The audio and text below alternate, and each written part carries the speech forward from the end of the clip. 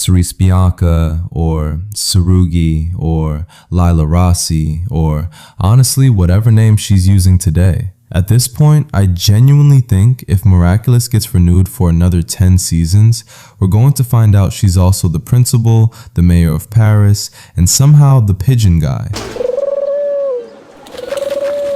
This girl changes identities more often than I change my YouTube thumbnail.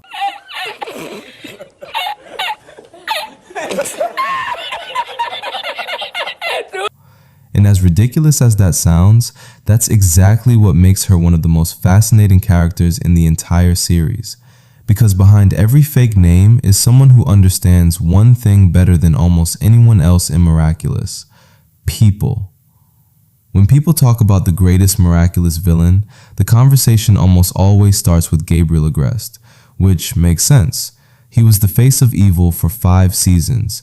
He controlled the Butterfly Miraculous, created hundreds of villains, and constantly pushed Ladybug and Cat Noir to their limits. But the more I rewatched the series, the more I realized Gabriel was never the most dangerous antagonist. He was simply the most powerful. Cerise is something completely different. She doesn't begin her story with magical abilities or secret layers. She begins with words. That's important because it means Miraculous didn't create her as a supervillain first. They created her as a manipulator, and only later gave that manipulator the Butterfly Miraculous. In other words, the Miraculous didn't make Cerise dangerous. It simply gave an already dangerous person more power. Cause looking back at her first appearance in Vulpina, it's almost funny how harmless she seems and innocent she seems. She tells outrageous stories about celebrities, claims she's friends with Ladybug, pretends she's traveled the world, and somehow almost everybody believes her. Watching it today, you almost laugh because some of those lies are so unbelievable. But here's what's interesting. The lies themselves aren't actually the point. The psychology behind them is. Cerise isn't trying to convince people that every story is true because she enjoys storytelling. She's testing something. Every lie is an experiment. She watches how people react, she adjusts her approach depending on who she's talking to, and she quickly learns that people often believe what they want to believe. Adrian wants to believe people deserve kindness.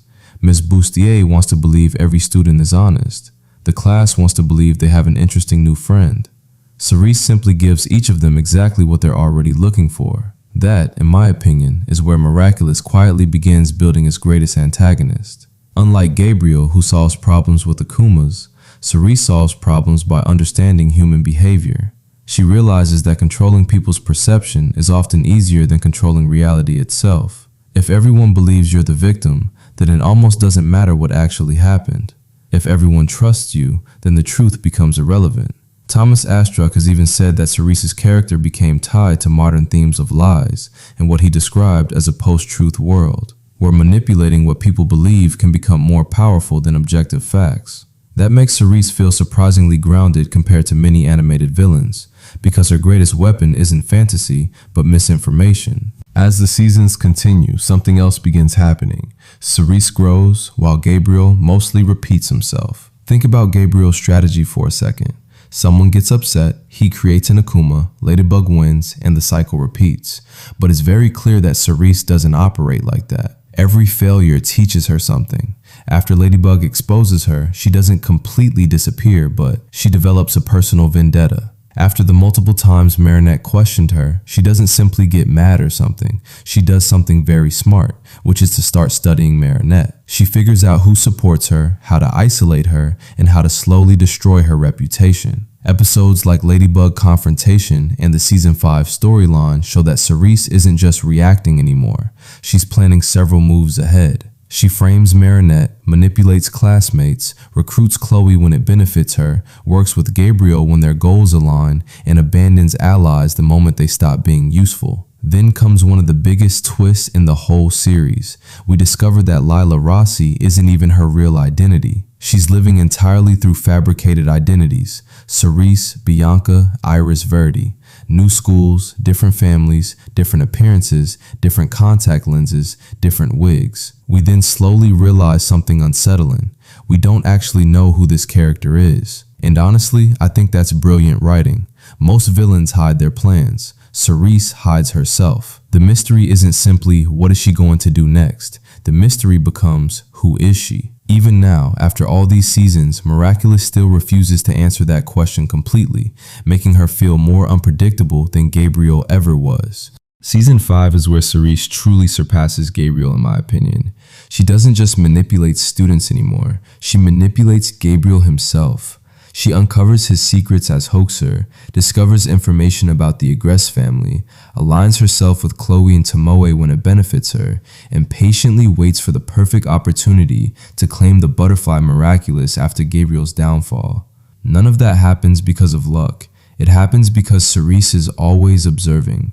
She never seems to panic. She waits. She collects information. She understands that knowledge is power. By the time Gabriel loses the Miraculous, she's already positioned herself perfectly to become his successor. And then we arrive at season 6, where Cerise finally becomes Chrysalis. This is where I think Miraculous completely separates her from Gabriel.